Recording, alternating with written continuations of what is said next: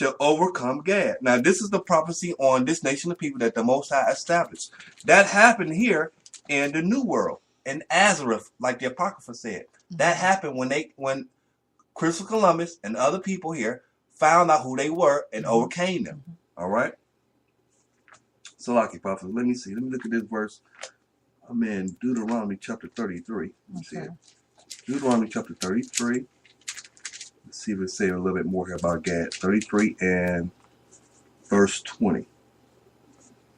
And of Gad he said, Blessed be he that enlargeth Gad. Blessed be he that what? Enlargeth Gad. He dwelleth as a lion, and teareth the arm with the crown of the head. Come on. And he provided the first part for himself, because there in a portion of the lawgiver was he seated.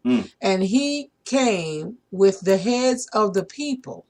He executed the justice of the Most High and his judgments with Israel. All right. So we know through our history, Gad, Judah, our people always want to say, you know what, I got a little Indian in me. Look, we know that there were mixings along the way with the tribes. We know that. Okay. But the scriptures say, blessed is what, prophet? Blessed be he that enlargeth Gad. He dwelleth as a lion. He dwelleth as a lion. That has something to do with Judah, don't it? Yeah. Come on. And teareth the arm with the crown of the head. Brothers and sisters, we're bringing out characteristics of Gad, okay? These people were here before the so-called white men. The white men robbed and steal and pillaged them. That's why they have a hatred for the so-called holiday Thanksgiving. They don't accept that. They don't celebrate that.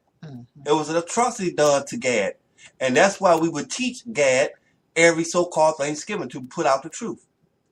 But we're talking about Gad today. We hope that you have your Pseudeographica. If you don't have it, you can look it online. Okay?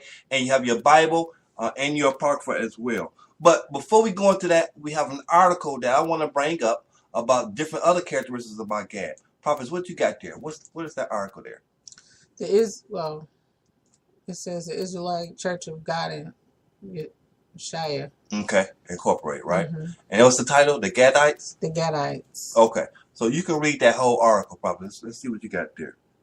The North American Indians, the true Native Americans, Genesis 49 and 19. Gad, a troop, shall overcome him, but he shall overcome at the last. The Native American Indians, according to the Holy Bible and according to historical records, are the descendants of Abraham, Isaac, and Jacob, of the nation of Israel, of the tribe of Gad.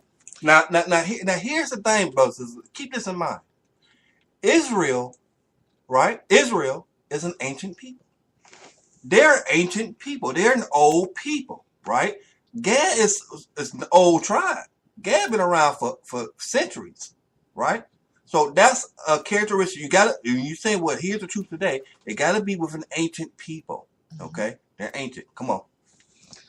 In reading Genesis 49, verses 1 and 2 and 19, the troop that overcame Gad was the United States Cavalry. Was the what, Prophet? The United States Cavalry. The United States Cavalry was the troop that finally overtook Gad. There was many wars, many battles, right? But eventually, that troop overcame, beat them, right? Come on. Also, reading Deuteronomy 33, verse 20, and 1 Chronicles chapter 12, verse 8, in 709 BC, the year of King Solomon's death, the nation of Israel was split into two. The south was the kingdom of Judah, the southern kingdoms, consisting of the tribes of Judah, Benjamin, and Levi, headed by Solomon's son, Rehoboam, of the tribe of Judah. The north was the kingdom of Israel, the northern kingdom, consisting of the other 10 tribes, headed by Jeroboam, the son of Nebat, and Ephraimite general of King Solomon's army. The northern kingdom of Israel, did not keep the Most High's laws. Therefore, in 474 BC, they were led into captivity by King Shalmaneser, the king the Assyrian king. That the prophet is reading exactly what the Apocrypha is telling you. This what we know this happened in the Apocrypha. Okay, they came. And the kingdom, they took the northern tribe out of there. That's what they did. They went into captivity. This article is telling you what the Bible history is already said. But keep going, prophet. If you it says if you continue to read in 2 Kings, the 17th chapter, especially verses 6 and 7, and in the Apocrypha in 2nd Esdras, chapter 13, verses 40 through 47. Records and documents like James Adair's History of the American Indian have facts proving that the customs, religions, laws, etc. of the Native Americans, Gad, go back to their ancestors. You want to say something?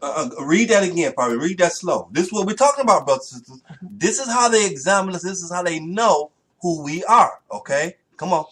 Records and documents like James Adair's History of the American Indian have facts proving that the customs, religions, laws, etc. of the Native Americans, Gad, go back to their ancestors, the Hebrew Israelites. The Hebrew Israelites. Their customs and laws go back to their ancestors, the Hebrew Israelites. We were a people of law.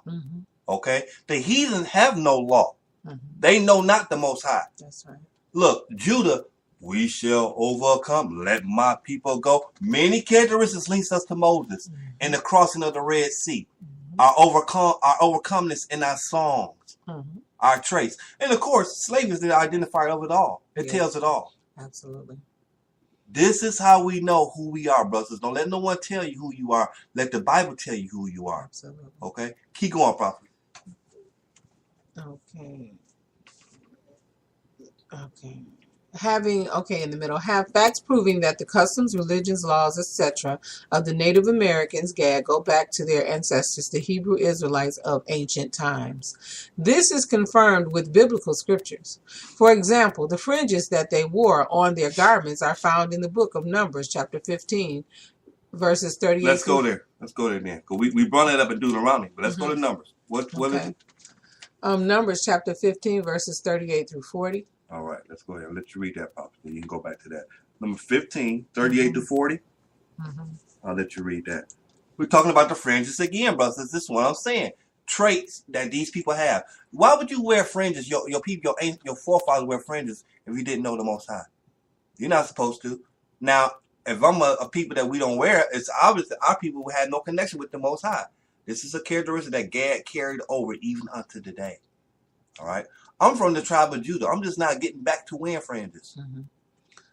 Come on, prophet. Reading from Numbers chapter 15, beginning in verse 38. Speaking to the children of Israel and bid them that they make them fringes in the borders of their garments throughout their generations. Throughout their what? Throughout their generations. Just one group of people. Throughout their generations.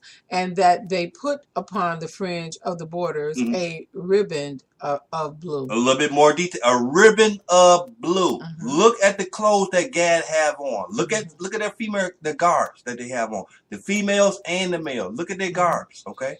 And it shall be unto you for a fringe that you may look upon it and remember all the commandments of the Most High. Now we're going to keep this in perspective. This is why the Most High told them to do that, because it was an identifier as them as a nation of people set apart, and for them to remember the commandments of the Most High.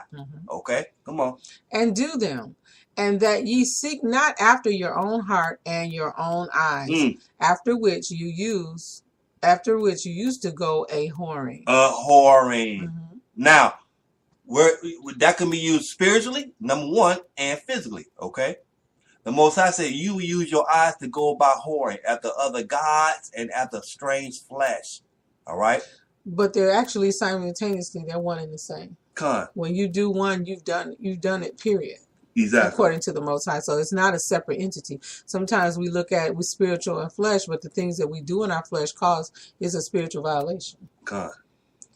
Verse 40, that ye may remember and do all my commandments and be holy unto your power. Come on, read verse 41. I am. Ahaya, go ahead. The Most High, your God, which brought you out of the land of Egypt to be your God. I am the Most High. The Most High has told them. This is for the nation Israel. This is not just Gad. This is not just Gad now. This is the nation Israel. He said, I am the Most High God that brought you out of the land of Egypt to be your God. I am Ahaya. Okay. And the Gadites sing a higher in their song. Prophets, bring that song up one more time. Listen, brothers and sisters, listen to this song. Listen to this.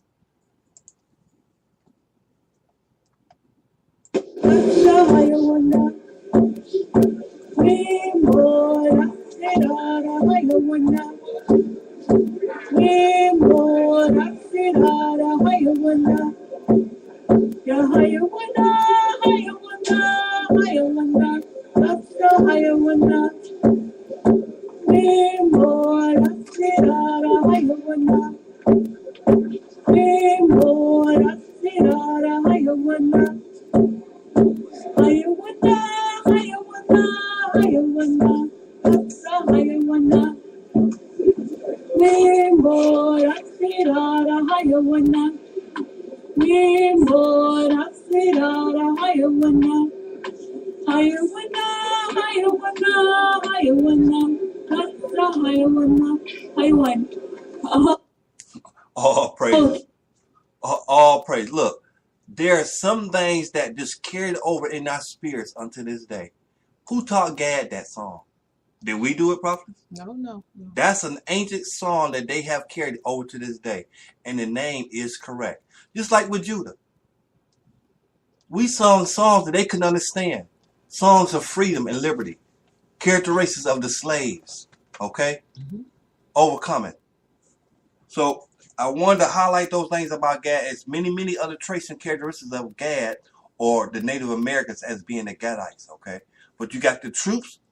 You got the troops involvement that only dealt with Gad. All right? Specifically for Gad, the nation of the North American Indians, right? They carry on the same traditions that we supposed to be doing right now, which is wearing our fringes, making our borders of blue. They've been doing that. They kept that.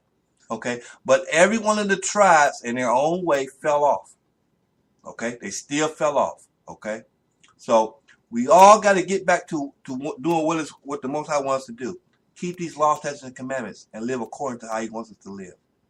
Prophets, you have the Pseudeographica, correct? Hey, did you have anything else on that article you want to bring out? No, they were just really highlighting additional characteristics of the people, how they were in First Chronicles chapter 5 and 18. It tells us that the Gadites were able to shoot with the bow and arrow. Come on, go right there, cause I love my you know what? Growing up, the Indians, cowboys, and Indians. The Indians always had a what, brothers? A bow and arrow. They always had it. Always. Come on, where's that, Prophet? What'd you say? It's in let's see. That's First Chronicles. Okay. Chapter 5, verse 18. First Chronicles chapter 5, verse 18. This answers the question, how did the Indians use the bow? All right. The book of Judges tells us that Gad or Judah uses the bow too. Right? And we have. But this is a specific characteristic they found out about Gad. Okay? Come on. The sons of Reuben and the Gadites and half of the tribe of Manasseh, of valiant men, men able to bear buckler and sword. Okay. And to shoot with bow. And to shoot with what? Bow. With bow. And skillful in war. And skillful in war. Now, I grew up watching these movies on Gad. Marvel at how well he can fight. He had a great, you know what? There's one movie called The Last of the Mohicans. I want you to get that movie, brother, to watch it. If you haven't seen it. If you haven't seen that, watch that movie. Hey, the Indians were skilled, okay? Talented. But this was something that the Most High put on our brothers and sisters. They had this characteristic. And it went throughout the bloodline of the nations. So don't tell me blood doesn't matter. Jews, when you say Jews, you're talking about Judah. Jews are from the tribe of Judah. But there's 11 other bloodlines here with Israel. Okay? Come on, prophets. Finish reading that. All right. And skillful in war were 440,703 score that went out to the war. So this is at a time when they was going into a war. Okay? All right. So I think we covered a lot about the characteristics. And then, see, this is the thing. When we talk about this, and I always go back to this, brothers, that we can relate to. If the glove don't fit, you must equip. The shoe has to fit. These characteristics have to fit a people. That's the prophecy that the Most High. He don't make mistakes. There's no confusion with the Most High. All right? This